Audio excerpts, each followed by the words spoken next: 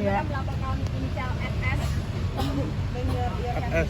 Yang jelas ada laporan yang dilakukan Nikita, nanti lebih mendetailnya itu tanya ke Humas ya, karena saya belum pegang.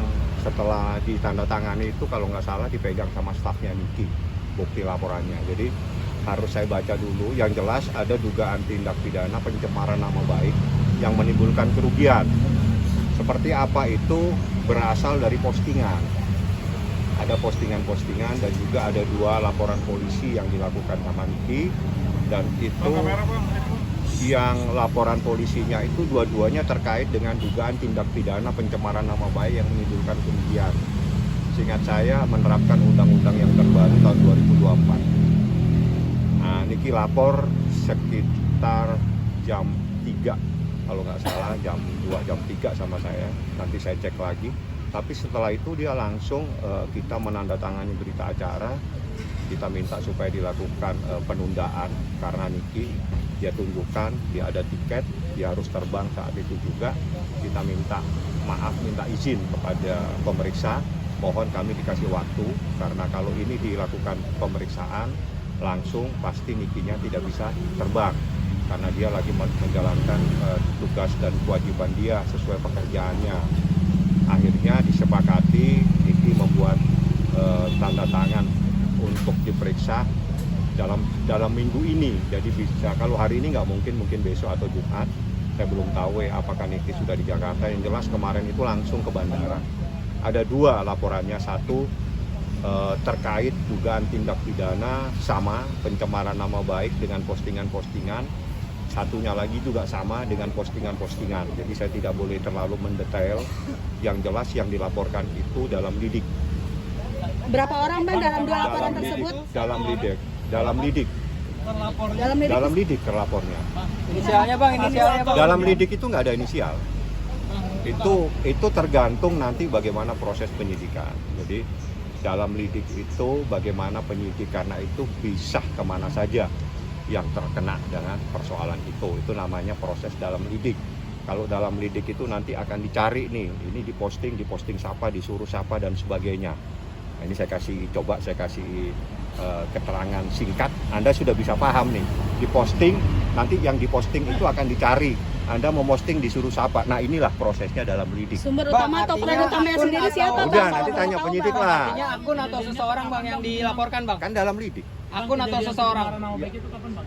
Baru-baru ini Kapan? atau udah... Ada 2 kejadian, Desember sampai sekarang kalau nggak salah ya. Terus ada lagi kemarin atau nggak salah. Berapa akun Bang? Bang, berapa akun yang di... Nggak ada akun, ini dalam lidik. Ini gimana sih? Kan Niki pasti menyerahkan ada beberapa akun yang Dalam memposting. lidik. Kalau dalam lidik itu tanya ke penyidik buktinya. Ini kan Anda tanya bukti, nggak boleh saya sampaikan. Berarti kemarin membawa bukti juga? Pasti. Saya pasti bawa bukti, nggak mungkin saya lapor tanpa bukti. Saya kan selalu dengan data. Tapi kalau Anda tanya datanya apa, saya nggak boleh sampaikan. Bang, tapi kerugian Berarti saya membocorkan proses pemeriksaan. Bentuk kerugiannya apa Bang? Kerugiannya miliaran, karena itu bisa mengganggu dia. Tapi kan harus dibuktikan sama Niki nanti akibatnya itu apa. Nah, akibat ini Niki yang tahu, misalnya akibat ini menyebabkan dia terganggu nih pekerjaannya dan sebagainya. Bukti tersebut dalam bentuk akun atau seperti apa? Mungkin Apa? dari akun tersebut akun apa gitu Bang? Pribadi Diposting di atau dari Instagram. dalam? Akun Nanti pribadi biar- atau gimana Bang? Bagaimana membedakan pribadi sama perusahaan di akun? Bentuk akun terus seperti apa tadi yang Bapak? Jadi saya mau nanya nih, akun pribadi dan akun perusahaan membedakannya gimana? PT yang jelas dalam lidik, nah, dalam penyelidikan. Mencari dalang atau seperti apa Bang dalam hal tersebut? Kan tadi Ya nanti dicari macam-macam. siapa yang memposting, begitu yang memposting ketahuan disuruh siapa. Jadi itu prosesnya dalam lidik istilahnya. Jadi supaya kita tidak salah melaporkan orang. Jadi yang dilaporkan Niki memang ada postingan terhadap dirinya, ada postingan terhadap kalimat-kalimat, dan juga begitu ditanya siapa pelakunya, saya minta dalam lidik saja supaya proses itu bisa maksimal untuk mengetahui siapa yang memposting dan siapa yang menyuruh memposting nantinya, seperti itu. Bang, saksi yang dimasukkan dalam kasus ini siapa Bang? Nanti saya baca ya. Bang, pengakuan Niki kan Niki yang juga sebenarnya melapor ini. Tapi apa yang membuat Niki akhirnya memutuskan untuk melapor? Berarti ada hal luar biasa. ada hal-hal yang luar biasa di dalam postingan itu yang menyebabkan Niki ngambil sikap. Niki kan selama ini diam. Dia nggak pernah lapor polisi lagi sejak kejadian kasus yang dia laporin di Polda. Jadi nggak pernah lapor. Berarti ada hal-hal. Saya pun tidak tahu karena saya pada saat itu saya ada di dalam persidangan. Niki telepon, saya di pengadilan ya. Niki telepon, ada apa nih? Bang, kita ke Polres Jakarta Selatan. Oke. Nah di situ tiba-tiba nggak ada wartawan. Kita masuk nggak ada wartawan kok. Karena memang kita nggak mau beritahu siapa saja. Tapi kalau tiba-tiba ada teman-teman di sana, ya rezekinya dia. Berarti dia itu lagi ada di sana. Asli kita tidak pernah memberikan informasi kepada siapapun juga. Karena saya pun mendadak harus berangkat ke Polres. Niki kalau nggak salah nyampe duluan malah dia. Kira-kira 10 menit kemudian baru saya datang. Kita buat laporan polisi. Saya minta waktu untuk ngeprint semua bukti-bukti tersebut, saya serahkan. Ini untuk laporan yang ini untuk laporan yang ini. Semuanya sudah dibuatkan. Lebih lanjut, kepastiannya silakan tanya Humas. Karena lebih baik Humas menjelaskan hal-hal yang sudah agak mendetail siapa yang dilaporkan dan sebagainya. Yang jelas saya kasih laporannya terkait dengan Undang-Undang ITE, pencemaran nama baik yang bisa menimbulkan kerugian. Tapi di instastory tadi kita sempat posting kan LP-nya ada terlapor F gitu Bang. F itu siapa banyak? Inisialnya. Nggak tahu, yang pasti saya nggak tahu.